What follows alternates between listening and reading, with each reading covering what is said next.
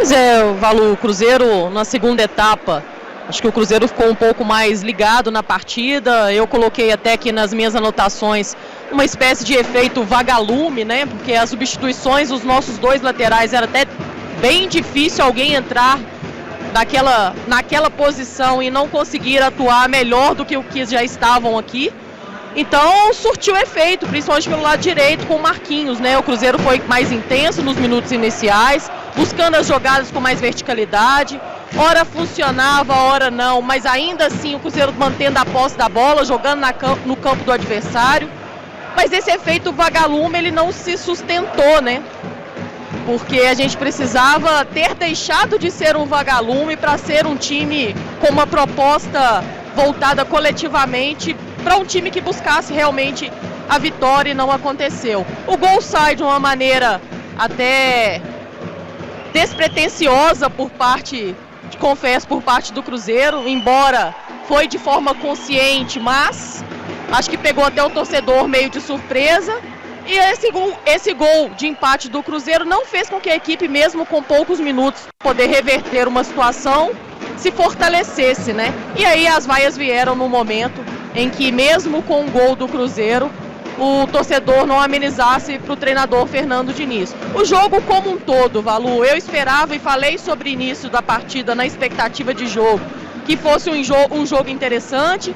Tinha muita coisa envolvida que propiciava o Cruzeiro a reencontrar o caminho das vitórias, jogando dentro de casa, 4h30 da tarde, no Mineirão, a presença do torcedor, a volta, né, o retorno de alguns jogadores importantes, tecnicamente falando, mas parece que nada disso foi o suficiente para fazer com que essa equipe atuasse bem dentro de campo. Por outro lado, a equipe do Betim veio com a proposta de fazer a pressão enquanto houvesse fôlego, de fazer com que esse time se mantivesse organizado e conseguiu em determinado momento, e que sofresse pouco, como acabou sofrendo no decorrer da partida. E acabou esse empate aí, saindo de forma satisfatória a equipe do Betim. O Cruzeiro faz daqui adiante mais 4 confrontos dentro de Belo Horizonte, mesmo em meio a tanta dificuldade de entender o que está se passando com a presença do Fernando Diniz dentro dessa equipe, de entender também por que os jogadores não desempenham.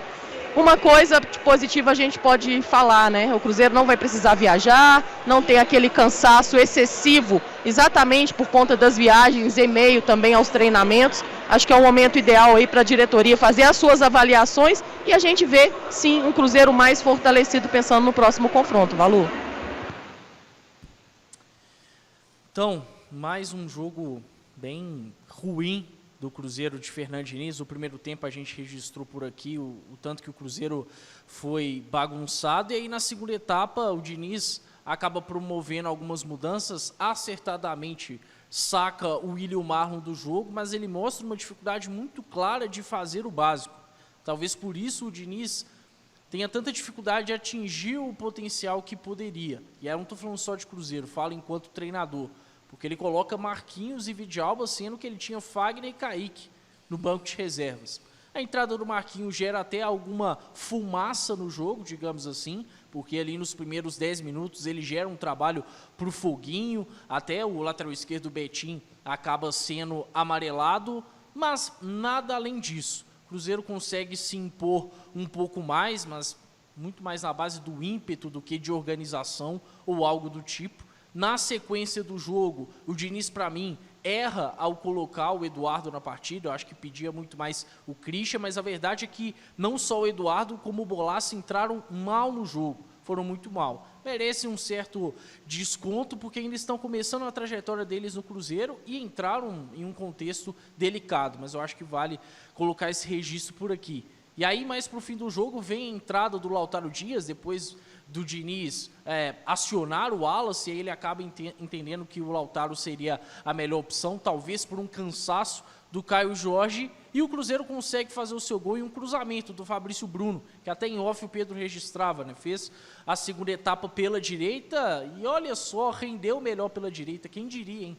Um jogador que há 5 anos está atuando em alto nível pelo lado direito, renderia melhor pela direita. Óbvio, mas parece que para o Diniz não é tão óbvio assim. Ele consegue acertar um grande cruzamento para o Lautaro Dias e vem um empate do Cruzeiro. E aí na base do abafa, o Cruzeiro tenta ali produzir algo, até o Matheus Pereira faz um segundo tempo bem interessante. Acho que ele e o Fabrício Bruno foram os melhores do Cruzeiro, o Fabrício um pouco melhor, até por conta da assistência e também por ter salvado o Cruzeiro de uma derrota, mas, no geral, eu acho que o empate foi justo, né? Porque o Betim foi soberano na primeira etapa e no segundo tempo o Cruzeiro foi um pouco melhor, conseguiu o seu empate.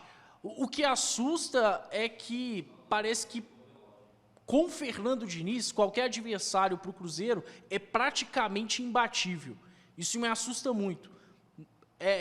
Pode ser o Betim, pode ser o Racing, pode ser o Flamengo, qualquer adversário enfrentando o Cruzeiro do Fernando Diniz parece ser imbatível, aí não tanto por qualidade do adversário, mas sim por conta do trabalho ruim do treinador.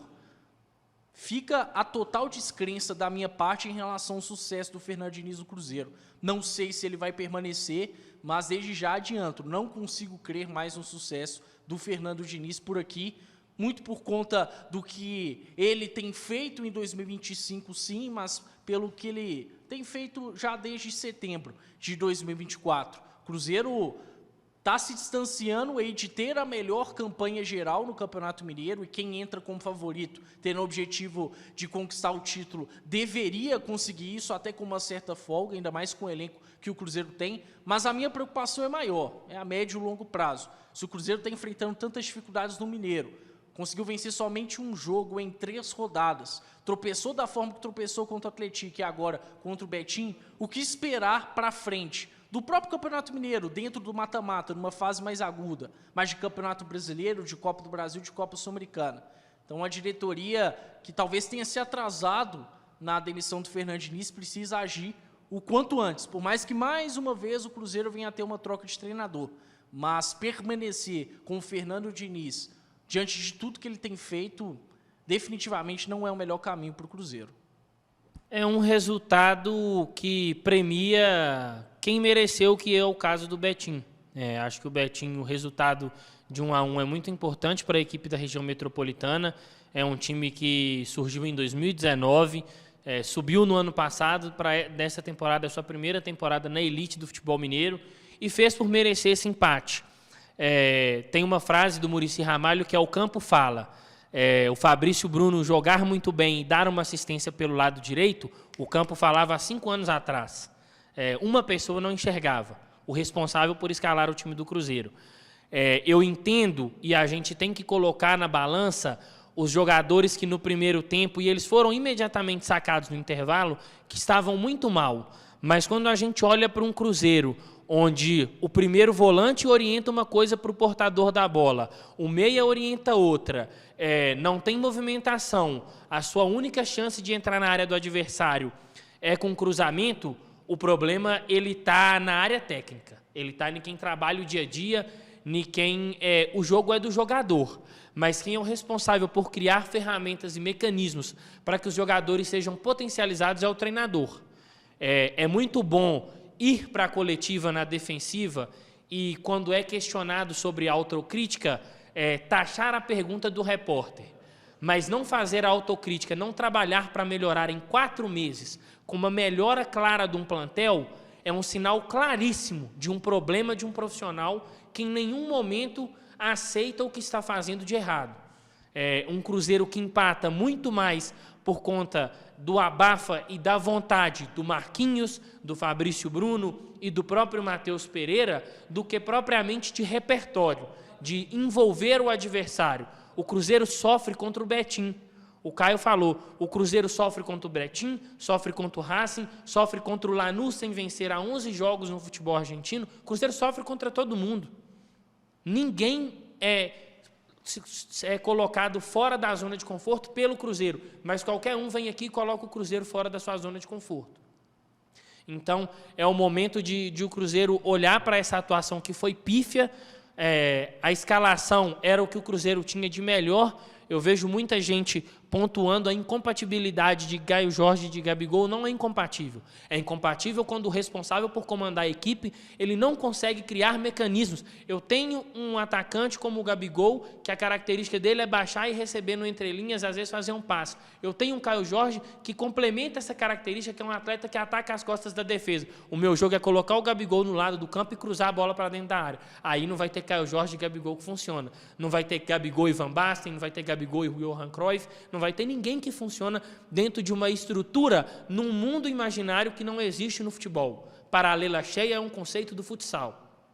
Paralela cheia se aplica a um jogo de futsal, uma quadra menor. O jogo de futebol, ele privilegia mecanismos do futebol.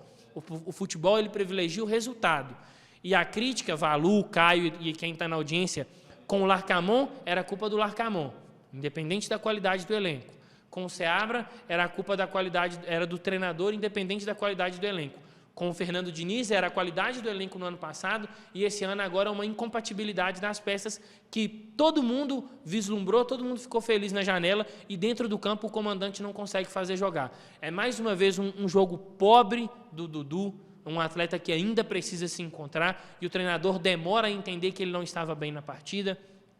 É um treinador que ele entra com o Marquinhos, que participou muito bem, mas ele entra com o Vidalba para dar profundidade do lado esquerdo. Você tem um lateral que a característica dele é dar profundidade do lado esquerdo, que é o Kaique. A sua escolha é o Vidalba. Então, assim, hoje o Cruzeiro peca por escolhas equivocadas de um profissional que em 4 meses não teve a capacidade de fazer a autocrítica, de entender que as suas ideias de jogo, elas em um determinado momento, elas não fazem sentido. E o futebol, ele premia o equilíbrio. Eu preciso de saber atacar e eu preciso de saber defender. Eu não consigo competir em alto nível com uma equipe que passa todos os jogos sofrendo gols.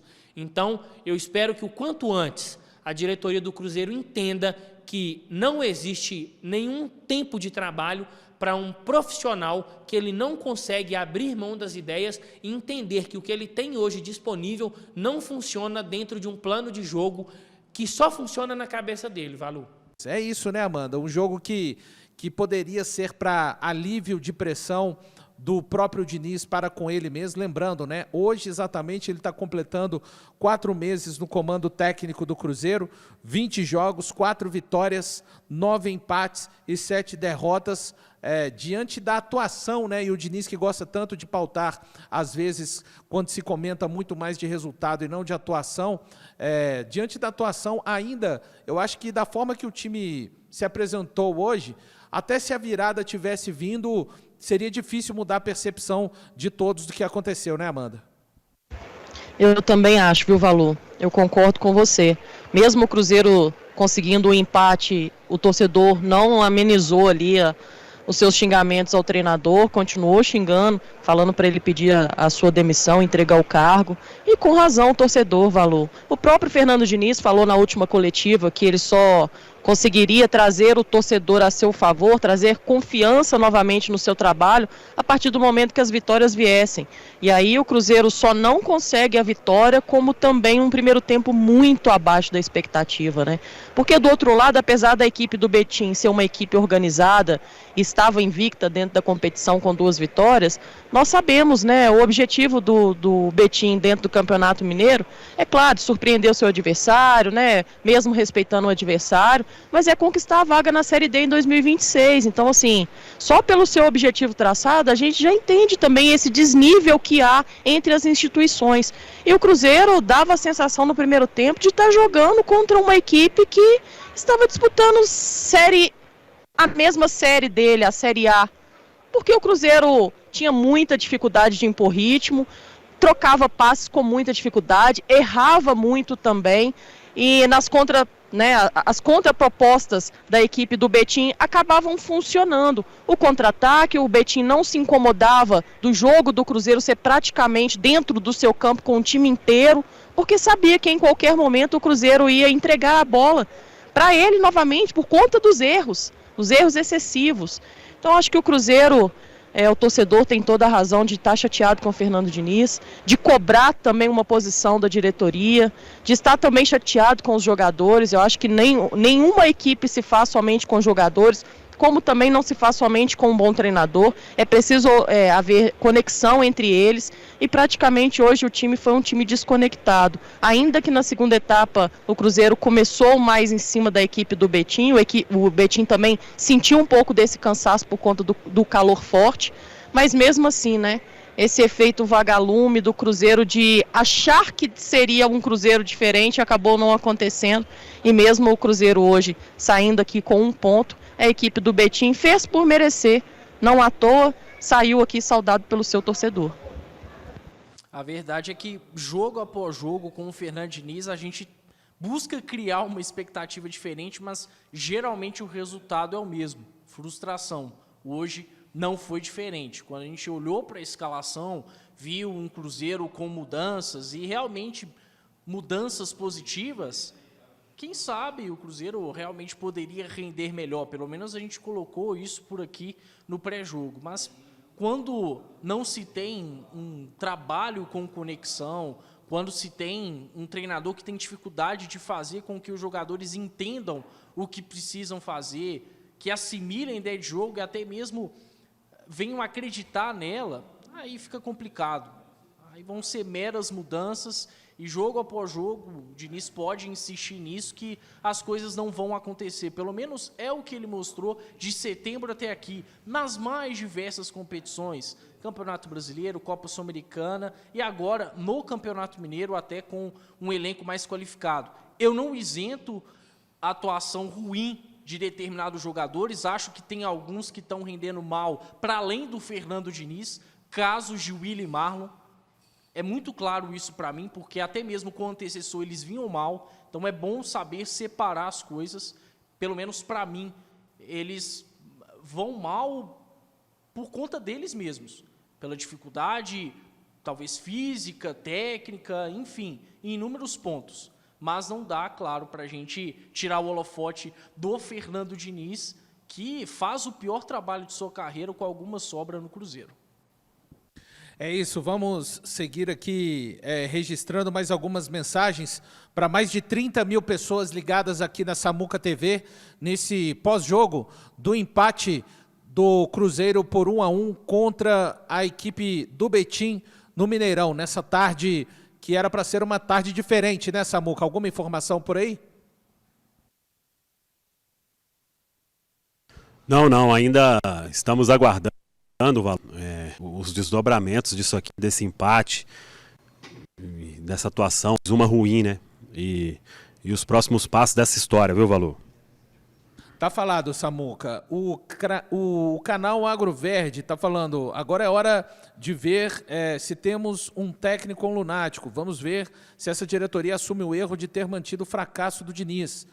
O fracassado Diniz, ele diz. O Sorinho do Distrito Federal falando, o pior foi ver o Marlon sorrindo no banco. Muita gente falando a respeito dessa situação. O Vans falando, Samuca, aumento imediato para o Valu. Que show é esse, cara? Não dá para defender mais o Willian e Marlon. Vende enquanto tem um bobo para pagar. E fora Diniz hoje. Ô Vans, obrigado aí pela mensagem. Nos incentiva muito. No momento de dificuldade, a gente foi ali quebrando o galho. O Davis falando, vocês vão queimar todos os jogadores do Cruzeiro se continuarem jogando a culpa para cima deles, ao invés do Diniz, que estragou o Fluminense e o Brasil e o Cruzeiro, né? O Brasil aqui, a seleção brasileira, no caso. O XP está participando aqui, o Alex de Oliveira, os jogadores estão querendo perder de propósito porque eles sabem que assim o Diniz é mandado embora. O Fabiano Martins falando, após que o Venâncio irá fazer aquelas perguntas fracas na coletiva, como sempre. A mensagem do Fabiano. Assim, não dá para conceber uma coisa, né, Amanda? Esse discurso, se fosse ainda do ano passado, quando o Diniz comandou o Cruzeiro em 15 oportunidades, eles gostavam do Seabra. Vamos lembrar que o Seabra deixa o comando técnico depois de uma sequência ruim, claro, essa sequência perto da sequência do Diniz. Passou a ser uma sequência não tão ruim assim, mas eu não vou nessa desse discurso, sabe?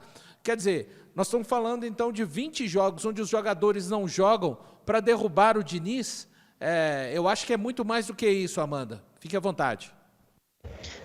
Eu também não encaro esse discurso não, viu, Valor? Acho que existe profissionalismo aqui dentro do Cruzeiro. Esses jogadores que aqui estão hoje representando essa instituição sabem do comprometimento do dono do clube, né, com o futebol. Então, acho que não faria nem sentido, né, você ir ao mercado, você se sacrificar financeiramente, você ganhar alguns duelos, né, de concorrentes diretos por jogadores e acreditar que esses jogadores seriam capazes de derrubar treinadores. Eu não concordo com isso, eu discordo completamente. Eu acho que o Fernando Diniz teve a sua dificuldade dentro do Cruzeiro. Ele mesmo falou sobre isso, né, que foi o pior começo dele dentro de um clube.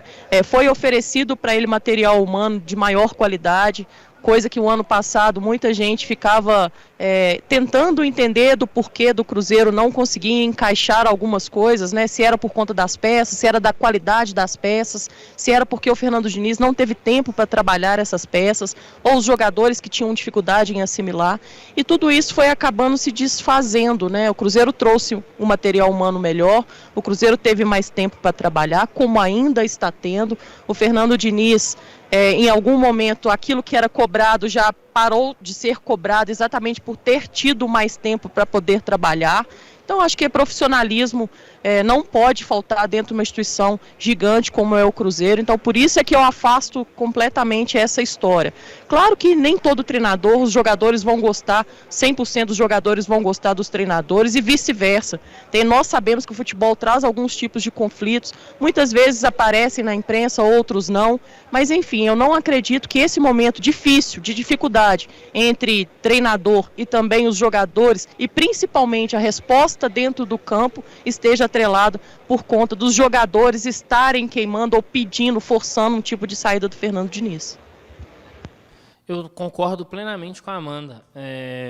E me assusta muito quando essa postura ela aparece, porque com outros treinadores que mereceram suas críticas, né, a gente fala aí do Fernando Seabra, a gente fala propriamente do Nico Larcamon, a culpa era sempre na figura do treinador. E aí eu não estou falando de todo mundo, até porque é uma torcida de mais de 10 milhões de torcedores, a gente não vai conseguir aqui traçar e colocar opinião para... A opinião ela não é única, né? São vários torcedores, mas a maioria das pessoas, elas culpavam o Larcamon e culpavam o Fernando Seabra. E aí, quando é o Fernando Diniz, surgem várias teorias da conspiração de que os jogadores estão boicotando. Acho que o Cruzeiro hoje mostrou, era um time completamente perdido dentro do campo. Eu falei isso aqui em alguns momentos da transmissão e em off a gente reparava, quando os zagueiros, principalmente o Fabrício Bruno, que foi dos zagueiros que mais teve a posse da bola na saída, tinha a bola, o Romero orientava que ele fizesse o passe para um lado, o Matheus Pereira pediu o passe em outro lugar, o Matheus Henrique pediu em outro. Então parece que os jogadores eles estão desencontrados, eles não sabem o que fazer, não tem um comportamento coletivo.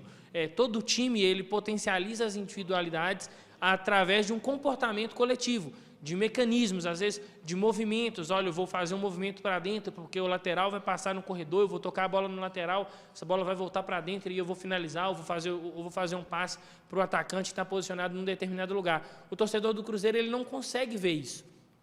O torcedor do Cruzeiro ele vê um time que roda a bola de maneira morosa, não consegue balançar o bloco do adversário, porque toca a bola devagar, o adversário consegue fechar os espaços tranquilamente, e a única forma do Cruzeiro de criar oportunidades é cruzando a bola na área. O Cruzeiro, mais uma vez, teve acima de 70% de posse de bola no confronto de hoje, mas uma posse de bola que o Cruzeiro não conseguiu produzir. No segundo tempo, o Cruzeiro teve um volume muito mais, como a Amanda disse, numa questão como se fosse um vagalume. O Cruzeiro ele foi mais a trancos e barrancos. O Marquinhos pegava a bola e tentava um contra um, o Matheus Pereira tentava um drible e finalizar de fora. A gente viu o Fabrício Bruno tendo que fazer um cruzamento para a área. O Cruzeiro ficou o tempo inteiro tentando criar situações de perigo através de um cruzamento. O Cruzeiro não tinha repertório. Então, o problema do trabalho do Fernando Diniz está muito longe de ser motim ou de ser jogador X ou Y. É um problema coletivo. É um problema de um time que é um deserto a nível de ideias. O torcedor do Cruzeiro, ele não consegue sentar, assistir o jogo hoje e falar, olha, o Cruzeiro chega no campo de ataque, cria situações, desce dessa forma. O Cruzeiro se defende, desce dessa forma. Na verdade, defendendo, o Cruzeiro tem uma forma de se defender, quando consegue acertar uma marcação-pressão no campo do adversário. Caso contrário, o Cruzeiro não consegue se defender em bloco baixo, o Cruzeiro não consegue se defender em bloco médio, o Cruzeiro não tem um padrão numa transição defensiva. Todos os times, a gente falava aqui antes do jogo, o Betinho é um time que não vai querer ficar muito tempo com a bola, que vai querer arriscar e vai querer agredir o Cruzeiro na transição ofensiva. O Cruzeiro não conseguiu se proteger desse tipo de situação. Contra o Atlético é a mesma coisa. Os problemas que aparecem contra o Atlético e contra o Betinho hoje, apareceram contra o Juventude, apareceram contra o Racing na final da Sul-Americana, apareceram contra o Lanús. São 4 meses de trabalho, os mesmos problemas e nenhuma solução. Mais de 31 mil pessoas aqui falando com a gente nesse momento, né, interagindo com a gente nesse instante aqui da Samuca TV, aguardando a entrevista coletiva do técnico Fernando Diniz para a sua entrevista coletiva. Por enquanto, deixa eu registrar mais algumas mensagens, pedir a galera, está todo mundo aí angustiado, né, para saber o que será dessa entrevista coletiva, mas você que está aí, tire 2 segundinhos, deixe o like, estamos com 12 mil likes e mais de 31 mil pessoas aqui ligadas na Samuca TV, você ajuda a fazer com que mais pessoas estejam na nossa transmissão.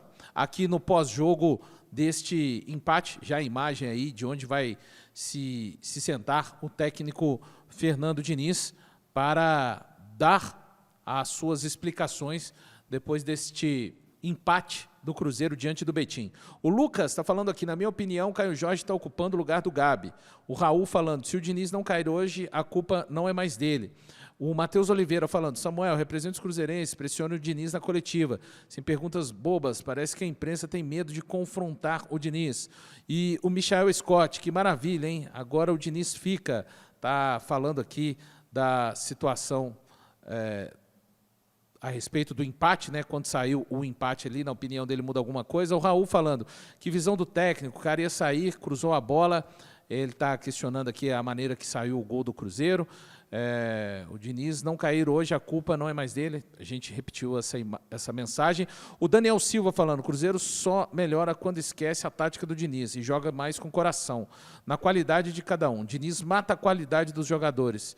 Aqui o Matheus Oliveira, a gente leu a mensagem dele. Por enquanto, as mensagens zeradas aqui. E uma questão até que você dizia, né, Caio? O Pedro também falou muito a respeito o momento ali que o Cruzeiro teve de, eu não consigo chamar de lucidez, tá? Mas de fazer o adversário se sentir incomodado com jogadores a partir da sua própria atitude ali na condução de bola, o famoso no individual, né? Em alguns casos a gente fala que o coletivo, quando é bom, ele acaba proporcionando um maior individual, né? O Cruzeiro que jogou muita bola na área, né, para ver o que acontecia, e numa dessas vezes acabou, você falou a respeito, né, o Cruzeiro fez o gol, assim, de uma forma compulsória, né, aquele gol do Lautaro ali, mas muito mais acerca do que os jogadores conseguiram fazer através da sua própria capacidade individual, porque o coletivo, de maneira alguma, né, Amanda, está neste momento fazendo com que os jogadores desenvolvam algo dentro do campo. Não favorece nem ao time, Valu, e nem a eles próprios individualmente falando, né? Falta confiança, até o trabalho individualizado por alguns jogadores que têm como característica esse jogo do 1 contra 1, de sair em velocidade, de encarar o seu adversário, acabou acontecendo pouco, para mim, no segundo tempo, até um pouco mais com o Marquinhos, mas do lado esquerdo o Cruzeiro não obteve sucesso nem com o Dudu e nem com a entrada do Bolassi. O gol do Lautaro pegou alguns torcedores até, posso dizer, de surpresa, porque era o único recurso também que o Cruzeiro tinha, né?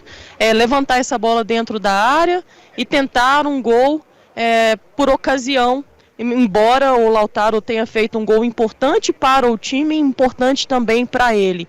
Mas você vê que ainda falta inspiração, falta criatividade, falta confiança acima de tudo para os jogadores de estar dentro da partida. E aí, para mim, a confiança ela não se resume somente em William e Marlon. a confiança no sentido coletivo, dos jogadores de fazer uma jogada trabalhada, de um atacante fazer uma infiltração e receber essa bola na infiltração e poder finalizar e finalizar bem. Matheus Pereira, mesmo hoje tentando, também teve as suas dificuldades, porque muitas vezes quando acontecia esse jogo um pouco mais criativo, as outras peças não conseguiam acompanhar nem a fonte de imaginação e nem também de execução para que o lance pudesse ter continuidade e essa continuidade surtir como algo positivo, ou de uma finalização, ou de um gol. Então acho que falta essas conexões e é natural. Quando o coletivo não funciona, é difícil a gente ver algum destaque sendo ele de forma positiva e individual. Acho que o Cruzeiro tem muita coisa para consertar, mas acho que mais do que isso, fazer uma autoavaliação, uma autoanálise, os jogadores, principalmente aqueles mais experientes, também fazer esse tipo de autoavaliação para ver o que pode melhorar. O Cruzeiro hoje tem muito mais dúvidas do que respostas dentro do campo e é preciso encontrar conexões para que o jogo do Cruzeiro flua dentro da partida. O futebol é um esporte coletivo, então o natural é que o coletivo venha a potencializar o que é individual, não o contrário. E aí quando a gente olha para o trabalho do Fernando Diniz no Cruzeiro, até mesmo quando o Cruzeiro venceu, nas poucas vitórias que teve, para ser mais específico, nas 4 vitórias, a gente acaba destacando mais jogadores individualmente do que propriamente a atuação do time como um todo. E isso é extremamente problemático. É um Cruzeiro que parece estar sempre em torno de algo aleatório, sempre agindo por instinto, por ímpeto, mas nunca realmente por uma coerência, por entender aquilo que tem que fazer. Hoje o Cruzeiro teve quase 80% de posse de bola na partida e mesmo assim em nenhum momento teve o controle do jogo.